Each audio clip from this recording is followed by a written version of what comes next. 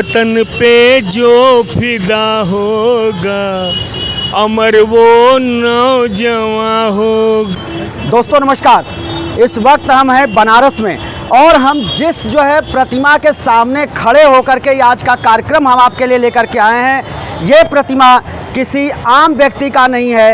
ये हमारे देश के गौरव रहे पूर्व प्रधानमंत्री लाल बहादुर शास्त्री की ये प्रतिमा है, जिस प्रतिमा का अनावरण हमारे पूर्व राष्ट्रपति डॉक्टर शंकर दयाल शर्मा ने किया था। और यहाँ बगल में ही भारतेंदु हरीश इंटरमीडिएट कॉलेज है, जहाँ से कि ये वीर सपूत भारत के इन्होंने अपनी शिक्षा दीक्षा ग्रहण की थी और ये बनारस के थे। और आज हम यहीं से हम कार्यक्रम करेंगे, क्योंकि आप ही के समय में भारत 1965 की लड़ाई जंग लड़ा था अपने दुश्मन देश पाकिस्तान से, और पाकिस्तान को कमर के बल तोड़ करके रख दिया था। जिस समय ताशकंद का समझौता हुआ और युद्ध विराम हुआ, ये युद्ध 17 दिन तक लड़ा गया। उसके बाद ये युद्ध विराम हुआ। तो यहीं पर आज हम कुछ लोगों के साथ इकट्ठा होंगे और यहीं से आपके लिए एक कार्यक्रम लेकर के आएंगे। तो हमारे साथ ये बनारस की बुद्धिजीवी लोग हैं और इन्हीं लोगों से हम समझेंगे कि आज का जो हालात है उसको लेकर के आप क्या सोच रहे हैं और आप अपने इस वीर बहादुर सैनिकों के लिए आपका क्या संदेश है। तो सबसे पहले हम यहाँ पे सबसे वरिष्ठ जो हैं, आप थोड़ा आगे आ जाइए और आपसे जानना चाहेंगे कि आपका क्या नाम है। आपका क्या नाम हुआ? मुझे आनंद नारायण सिन्हा कहते हैं और मैं श्री लाल बहादुर शास्त्री अनुस्मृति स्मारक समिति का सेक्रेटरी हूँ।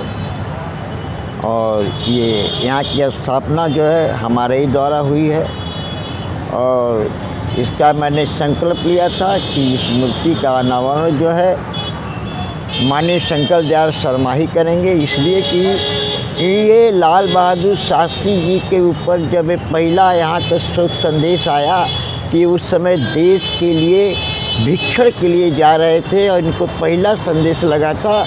और शास्त्री के मंत्रिमंडल में ये एक वरिष्ठ और कर्मयोगी व्यक्ति थे। तो आज यहाँ पर जो वर्तमान समय में युद्ध जो चल रहे हैं, इस युद्ध के संदर्भ में हमारे भारत के बॉर्डर पर तैनात वीर सैनिक नौजवान और सैनिक जो आज कर रहे हैं एक सराहनीय है।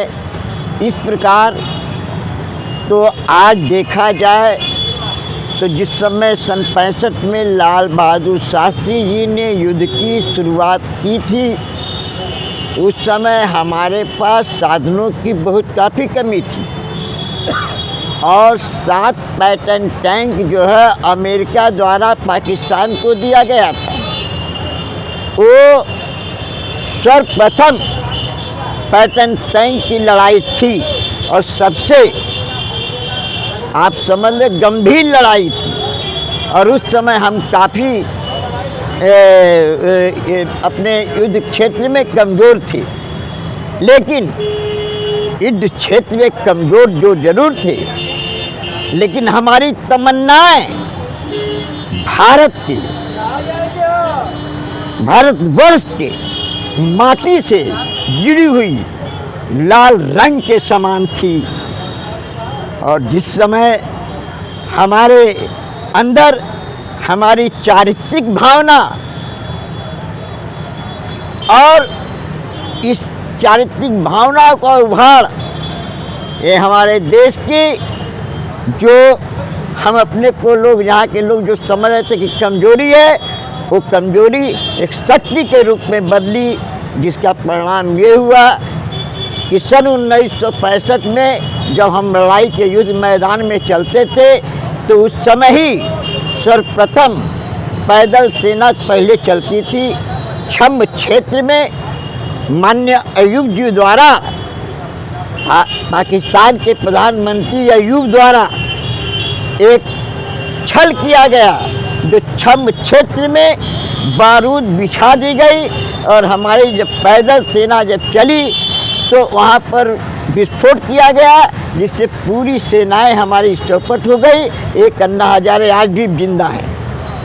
आज आप जो है क्या संदेश दे रहे हैं? आज संदेश मैं ये दे रहा हूँ कि जो वो लड़ाई लड़ी गई थी, आज की लड़ाई जो लड़ी जा रही है, उस गंभीरता को दर्शाने के लिए तो हमारे समझ नहीं आती, लेकिन चूंकि आवाज़ काफ़ी है, बुलंदी काफ़ी है, लेकिन लड़ाई कहाँ तक, परिवेश कहाँ तक सफल हो सकती है, इस बारे में अभी हम नहीं कर पाएंगे। आपको बहुत बहुत धन्यवाद। अभी आप सुन रहे थे चाचा जी को, आपने बहुत सारे इस एज में अपने अनुभव को साझा कर रहे थे। अब भाई साहब थोड़ा आप इधर आइए। आपको पता है कि जो ये ऑपरेशन सिंदूर हमारे देश की सरकार ने इसका नाम दिया है, इस ऑपरेशन सिंदूर पर आपका क्या कहना है? और दूसरी बात ये है कि जिस सेना के जवानों की आज बदौलत हम और आप यहाँ आराम से खड़े हैं, कार्यक्रम कर रहे हैं, आप अपना बिजनेस कर रहे हैं, उस बहादुर सेना के लिए आपका संदेश क्या है? मैं नीरज जायसवाल, जी, महानगर मंत्री हूँ, भारतीय जनता पार्टी वाराणसी। और यह जो ऑपरेशन सिंदूर भारत की सेना ने अपने सशक्त मार्गदर्शक नेतृत्व में किया है, इसका सबसे बड़ा मुख्य उद्देश्य हम लोग क्यों करना पड़ा, हम लोग विगत कितने वर्षों से आतंकवाद से पीड़ित थे। समय समय पर हमारे नेतृत्व ने बराबर जैसा होता था सर्जिकल स्ट्राइक, एयर स्ट्राइक करके दुश्मन देश को जवाब देने का काम किया, किंतु इस बार उन्होंने जो है, उनका जो निशाना था वह मिलिट्री ना हो करके, सेना ना हो करके, उन्होंने उन मासूम पर्यटकों और उनके परिवारिक जनों को जो है निशाना बनाने का काम किया है। धर्म के आधार पर चिन्हित करके उनकी हत्या करने का काम किया। इस जघन्य हत्याकांड, नरसंहार देख करके हमारे शीर्ष नेतृत्व जो निर्णय किया, ऑपरेशन सिंदूर जो लॉन्च किया, और सर्वप्रथम उन्होंने दुश्मन देश में स्थित 9 आतंकवादी ढांचों को ध्वस्त किया और उसमें तमाम टॉप 10 के आतंकवादियों को ढेर किया। उसके परिणाम स्वरूप ऑपरेशन सिंदूर निरंतर जारी है और इस समय पूरे भारतवर्ष का एक एक बच्चा, बूढ़ा, जवान, महिलाएं, हर लोग इतने आक्रोश में हैं और सभी का यह मानना है कि इस बार जो है आतंकवाद का नेस्तनाबूद हमारी धरती पर नहीं, पाकिस्तान की धरती पर होना चाहिए और वहाँ से जो है अब आतंकवादी न पनपें। इसके लिए जो है हम लोग का मनोबल इतना ऊंचा है और हम अपने देश की सेना, तीनों सशस्त्र सेना के साथ, हम पूरा भारतवर्ष का एक एक नागरिक उनके साथ खड़ा है और उनके मनोबल को बढ़ाने का काम कर रहा है। और उनके वो अगर सैनिक सीमा पर अगर लड़ाई कर रहे हैं तो उनके परिवार के साथ पूरे भारतवर्ष का एक एक नागरिक उनके साथ तन मन धन से खड़ा है और उनकी शौर्य पराक्रम की हमारी सीमाओं को और हमको, हमारे परिवार को सुरक्षित रखती है। धन्यवाद। आपको बहुत बहुत धन्यवाद। निश्चित तौर पर हमारी सेना मुंह तोड़ जवाब दे रही है, कमर तोड़ने में सक्षम है पाकिस्तान का, दुश्मन देश का। लेकिन ये जो छद्म युद्ध कर रहा है पाकिस्तान, हमारे नागरिकों को वो निशाना बना रहा है, हमारे कुछ शहरों को निशाना बना रहा है, जबकि युद्ध में इसके लिए कोई जगह नहीं होती है। इस पर आपका क्या कहना है? आपका क्या नाम है? थोड़ा अपना परिचय दीजिए और आप अपने विचारों को दर्शकों तक पहुँचाइए। मैं अजय शर्मा अज्जू, पूर्व मंडल अध्यक्ष भारतीय जनता युवा मोर्चा मध्यमेश्वर मंडल।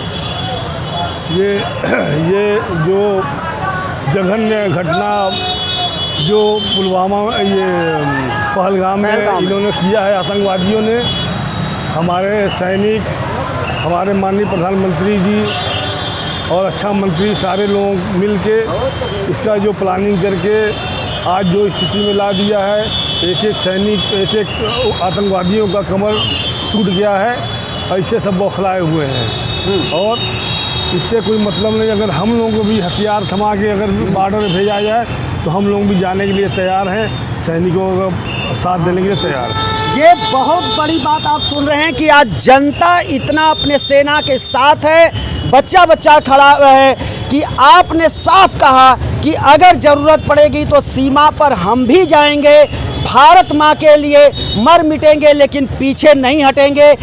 यही सोच हमारे देश के हर एक व्यक्ति का है और हम चाहेंगे कि आप आगे आइए और आप अपने विचारों को बताइए कि आप जो है अपने भारतीय सेना का किस तरह से मनोबल बढ़ाना चाहेंगे। भारत माता की जय। भारत माता की जय। भारत माता की जय। सर्वप्रथम मैं अजय प्रकाश सेठ पुलवामा हत्याकांड के पहले मैं उनको श्रद्धांजलि दे रहा हूं और हमारे भूतपूर्व प्रधानमंत्री लाल बहादुर शास्त्री और बनारस के सांसद माननीय मोदी जी को मैं उनका सराहना करता हूं, उनको नमन करता हूं। मैं अपने देश के हर नौजवान, हमारे देश के हर नौजवान इस समय इतने प्रबल उसमें तैयार हैं कि मैं भी बॉर्डर पर चल के अपने देश के लिए, अपने भारत माता के लिए मैं एक लड़ाई लड़ूं और मैं अपने देश के आर्मी के जवानों को तीनों मतलब सेनाओं को मैं धन्यवाद करता हूं कि आज हमारे भारत माता के लिए उन्होंने अपना जान न्यौछावर करके हर तरह से लड़ने की तैयारी, हर तरह से मतलब उनको घेरने की तैयारी, हर तरह से मतलब ये मुंह तोड़ जवाब दे रहे हैं। इसी के साथ ये बहुत बड़ी बात है और सभी लोग जोश से भरे हुए हैं। आप भाई साहब थोड़ा सामने आइए और आपसे हम देखिए बहुत कड़े शब्दों में सवाल पूछने जा रहे हैं। एक तो ये बात है कि जिन माताओं के, जिन बहनों के ये पति और बेटे जो आज सीमा पर हमारी रक्षा कर रहे हैं, दिन रात खड़े हैं, वो भूखे हैं, प्यासे हैं, इसको हम अपनी भावनाओं से समझ सकते हैं। ऐसे वक्त में कुछ सोशल मीडिया और मीडिया के द्वारा फेक खबरें चलाई जा रही हैं, वो आपको कितनी आहत करती हैं और आप जो है सेना का मनोबल कैसे बढ़ाएंगे? पहले मैं भारत माता की जय।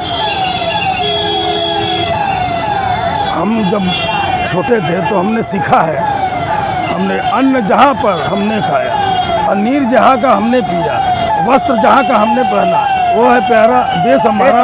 उसकी रक्षा कैसे करेंगे? तन से करेंगे, मन से करेंगे। बिल्कुल। और आज वो समय आ गया है। 1965 में जब युद्ध हुआ था उस समय हम लोग नहीं थे। आज ईश्वर ने हम लोग को सामना करने के लिए आज सभी के समाज में हम लोग को खड़े हैं और मैं सभी समाजों में उत्पन्न सभी जाति धर्म के लोगों से मैं कहूँगा इस समय धर्म को छोड़ के भारतीयता पर जाति सबसे ऊपर उठे, इससे ऊपर उठ के भारतीयता पे वर्क करने का काम करें, अपनी सोच को भारतीयता में लाएं। मैं यही कामना करता हूं और मोदी जी के नेतृत्व में जो ये लड़ाई लड़ी जा रही है, हर मोर्चे पे हम उनके साथ खड़े हैं और पूरा देश उनके साथ खड़ा है। इस मनोस्थिति के साथ मैं सभी को प्रणाम करता हूं। भारत माता की जय। भारत माता की जय। भारत माता की। हमारी सेना अकेले नहीं है, हमारी सरकार अकेले नहीं है, हम सब जो है सरकार के साथ हैं, हम सब सेना के साथ हैं, कंधे से कंधा मिलाकर चलने को तैयार हैं। जब जब जो है देश पर आती है विपदा आती है, देश का एक एक व्यक्ति खड़ा होता है, वही एक काशी है। और हमारे बीच जो है एक बहुत ही सुलझे हुए और क्रांतिकारी विचार रखने वाले एक युवा हैं। पहले तो हम जानना चाहेंगे कि आपका नाम क्या है और आप जो है आज भारत की सेना को कैसे याद करेंगे, और आप अपने शब्दों में बताइए। पहले तो मैं कहूँगा जय हो। आज हमारे लिए बड़ा ही गर्व का विषय है, हम समस्त हिंदुस्तानियों के लिए, कि काशी के लाल, आज़ाद हिंदुस्तान के द्वितीय प्रधानमंत्री स्वर्गीय श्री लाल बहादुर शास्त्री जी ने एक कालजयी उद्घोष किया था, जय जवान जय किसान का। आज उसी कालजयी उद्घोष को सार्थक करने का काम काशी के यशस्वी सांसद और भारत देश के यशस्वी प्रधानमंत्री माननीय नरेंद्र दामोदर दास मोदी जी द्वारा जिस कुशल नेतृत्व के साथ पाकिस्तानी मतलब जो सेना को मुंह तोड़ जवाब देने का कार्य किया है, यह उनकी निर्णय क्षमता और यह उनके विवेक को मतलब जो है प्रणाम करने को मजबूर करता है। देश की सेना के शौर्य का सवाल है तो भारत देश की सेना हमेशा से सजग और सक्रिय रही है और अपने हिंदुस्तानियों की जान की रक्षा करने के लिए वो अपनी जानों की बाजी लगाने में कहीं से भी पीछे नहीं हटते हैं। रही बात ऑपरेशन सिंदूर की, तो इस ऑपरेशन सिंदूर ने माननीय मोदी जी के कद को तो बड़ा किया ही किया, देश की उन लाखों महिलाओं और बहनों बेटियों का गर्व से मस्तक ऊंचा कर दिया। इस ऑपरेशन का यह मतलब जो परिणाम सामने आया, हम यह काशी से आह्वान करना चाहते हैं माननीय बनारस के सांसद जी कि काशी का एक एक नागरिक, बच्चा बच्चा, बूढ़ा बूढ़ा आपके आह्वान पर देश की सीमा पर मतलब जो सेवा करने के लिए, अपनी सेवा देने के लिए तन मन धन से मतलब जो है तैयार है। प्रतीक जी, आप संगीत के क्षेत्र से भी आते हैं, तो हम चाहते हैं कि आज हम भारतीय सेना के लिए और देश के लोगों में जज्बा और जोश भरने के लिए 2 लाइन हमारे दर्शकों को जरूर सुनाएं। जरूर जरूर, आपके कुशल आग्रह पर मैं 2 लाइन अपने शहीद जवानों के लिए दे रहा हूँ। छोड़ दीजिए, हम पकड़े हैं। वतन पे जो फिदा होगा, अमर वो नौजवां होगा, रहेगी जब तलक दुनिया ये अफसाना बयां होगा। वतन पे जो फिदा होगा, अमर वो नौजवां होगा। जय हिंद, जय हिंद, जय हिंद। भारत माता की जय। थोड़ा आप लोग एक बार जो है कम से कम भारत माता की जयकारा लगाइए, इधर आ जाइए। और कोई बोलेगा? आप बोलेंगे क्या? बोलोगे? तो आइए आइए, कम से कम भारत माता की जयकारा हो जाए, जय हिंद हो जाए। इधर आ जाइए सभी लोग और अपने जो है सैनिकों का मनोबल बढ़ाइए। यह देश वीर जवानों की, मस्तानों की, अलबेलों की, ये देश का यारा क्या करना। ओए भारत माता की, भारत माता की, भारत माता की, भारत माता की। ये आप देख रहे थे कि ये बनारस की जनता है, बनारस के प्रबुद्ध जो है लोग हैं, जिन्होंने अपने विचार को रखा और उन्होंने संकल्प लिया कि हम भारत की सरकार के साथ हैं, भारत की सेना के साथ हैं और इस बार अब आर पार की हो जानी चाहिए और पाकिस्तान को बार बार जैसे समय दिया गया है, अब उसको कुचलने का वक्त आ गया है। इसी संकल्प के साथ हम भी दूसरे फिर किसी वीडियो में हाजिर होंगे। तब तक के लिए शिव मूर्ति दुबे को दीजिए इजाज़त।